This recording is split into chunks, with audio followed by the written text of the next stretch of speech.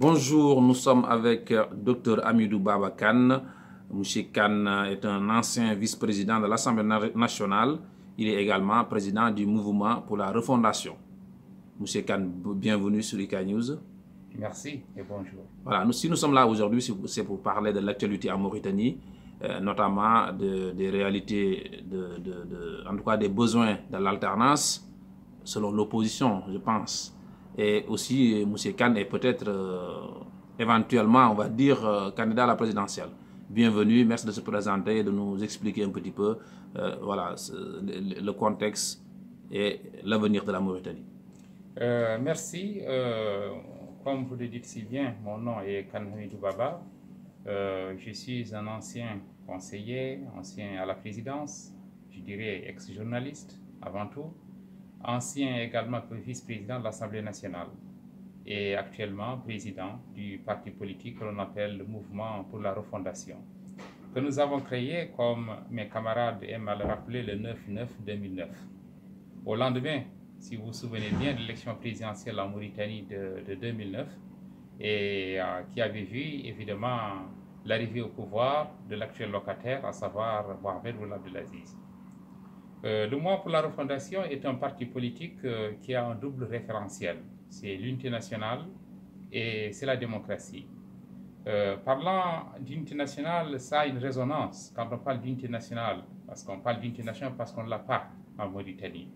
Parce que justement, la Mauritanie d'abord, il faut savoir qu'elle est dans un contexte un peu assez trouble. Elle est dans un contexte qui est potentiellement fait aussi de rupture. Et pour être plus clair, nous nous situons sur un arc de crise qui traverse l'Afrique d'Est en Ouest et qui a fait que des pays qui étaient unifiés se sont scindés en deux. Je pense à l'Égypte, du moins à l'Éthiopie et à l'Érythrée. Vous avez les deux Soudans, mais l'arc de crise traverse également des pays comme la Libye, où on a vu les fractures qui ont eu lieu, le Tchad, le Niger, et plus près de nous, Mauritanie, le Mali également.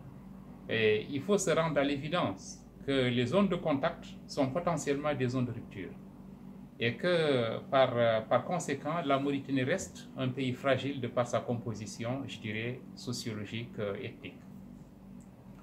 L'autre aspect également, c'est que les Mauritaniens se sont très peu parlé depuis l'indépendance du pays. La Mauritanie a connu, je dirais, trois grandes périodes, disons, politiques. C'était d'abord l'indépendance jusqu'en 1978, dominée par le parti unique. Et vous savez qu'au nom de l'idéologie de la construction nationale, en réalité, on effleurait les problèmes, on ne les traitait pas. Au nom justement de la volonté de maintenir l'aspect mauritanien ou le peuple mauritanien avec grand P, ce qui s'est passé simplement, c'est que les gouvernants ne voulaient pas évoquer les questions qui pouvaient diviser. Et tout au plus, on chuchotait dans la période du parti unique. Et le parti unique n'était justement pas fait justement pour l'expression plurielle, ni en son sein, ni en dehors de ce parti. À partir de 1979, vous le savez aussi, nous avons connu, 1978 d'ailleurs, nous avons connu des régimes militaires qui sont succédés en Mauritanie. Et chez les militaires, d'une manière générale, on donne des instructions, on donne des ordres, mais on ne discute pas beaucoup. Et donc, tout ceci n'a pas permis, en fait, à la société mauritanienne d'être assez communicative dans ses différentes composantes, ou disons dans ses différents segments. Bien sûr, il y a eu des groupes politiques en Mauritanie, et que ces groupes politiques ont exercé plus ou moins une influence sur ceux qui gouvernaient, sur le maître du jour, selon les moments, selon les périodes. Mais il n'empêche que c'était beaucoup plus dans la clandestinité, ou en tout cas c'était assez discret comme type également d'influence sur les gouvernants. Arrive bien sûr les années 80, la fin des années 80, avec bien sûr la crise économique que les pays de la sous-région ont vécue. Je pense à l'ensemble des pays de l'Afrique subsaharienne et les politiques d'ajustement structurel qui ont fait également leur rôle, et les groupuscules en Mauritanie qui étaient d'essence raciste ont fait justement que la Mauritanie a connu des violations massives en matière de droits de l'homme. Il vous souvient les événements, les arrestations des années 86 qui visaient essentiellement la composante négro-africaine. Des arrestations en 87 où on a accusé les négro-africains d'avoir tenté un coup d'État mais c'était, comme dirait un avocat, une tentative, peut-être la tentative, mais ça aboutit en tout cas à l'exécution de 3 officiers. Mais 87 était déjà en relation avec 86 en réalité. C'était une secousse de 86, une réplique de 87. Et en 89, vous le savez également, il y a eu des déportations massives de citoyens mauritaniens dans ce qu'on a appelé la crise sénégalo-mauritanienne ou le conflit mauritano-sénégalais, mais qui était avant tout un conflit mauritano-mauritanien. Et on le comprendra bien sûr assez facilement avec les déportations massives qui ont suivi avant que la communauté internationale s'en émeuve et qu'on arrête en fait le massacre. Mais pire que ça, en 90-91, il y a eu des exécutions extrajudiciaires au sein de l'armée mauritanienne de plus de 500 militaires négro-africains. Je ne parle pas non plus des exécutions en milieu civil qui ont eu lieu entre 89 et 90 pour des raisons ou pour d'autres. Et donc, la vallée du fleuve, côté rive droite en tout cas, offre l'image en fait d'une terre occupée, d'une vallée en tout cas meurtrie. Voilà les ingrédients sur lesquels, qui étaient là déjà et qui expliquent un peu l'évolution chaotique de la Mauritanie et qui ont abouti avec bien sûr les changements autour de la Mauritanie grâce d'ailleurs je dirais à la bonne et à la demande démocratique aussi naissante dans la sous-région ouest-africaine. La Mauritanie, elle aussi s'est engagée dans ce processus dit démocratique. Mais en fait, qui était une forme, c'est dans la forme que la Mauritanie s'y est engagée sans dialogue national, à l'image de ce qu'on a vu par exemple au Niger, ce qu'on a vu au Togo ou au Congo. Ça ne s'est pas produit en Mauritanie après la Baule et quand la Mauritanie est entrée dans le processus démocratique. Tout de plus, on a adopté une constitution qui a été concoctée dans des officines secrètes, sans débat public et soumise au référendum sans débat.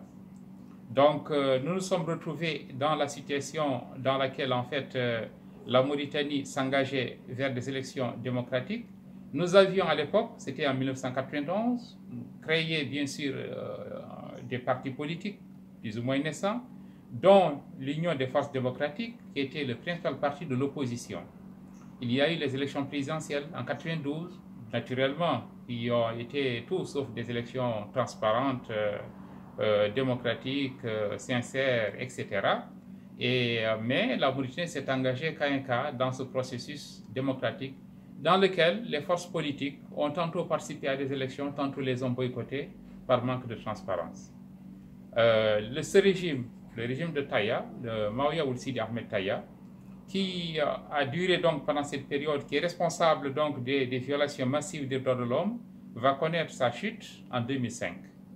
On est entré dans une phase donc de transition démocratique sous l'égide de ce qu'on appelait le Comité militaire pour la justice et la démocratie, CMJD, qui a fait une transition sans que les responsables, les auteurs du coup d'État ne se présentent à l'élection présidentielle. Et ça nous a permis d'avoir certainement l'une des élections les plus démocratiques dans l'histoire politique de la Mauritanie. D'abord des élections législatives et municipales, ensuite on a eu des élections présidentielles en 2007, avec l'avènement de Sidi Ould Cheikh Abdoulaye. On connaît également la suite. Sidi Ould Cheikh Abdoulaye a été victime d'un coup d'État par l'actuel locataire de la présidence en Mauritanie. Nous sommes le 6 août 2008. Et au 6 août donc, 2008, il y a eu un coup d'État en Mauritanie qui a permis à l'actuel locataire de s'installer aux commandes du pouvoir. Il y aura bien sûr par la suite des élections présidentielles. Je passe sur les péripéties avec la communauté internationale. Et ces élections présidentielles en 2009 ont permis à Mohamed Ould Aziz de pouvoir quelque part se légitimer.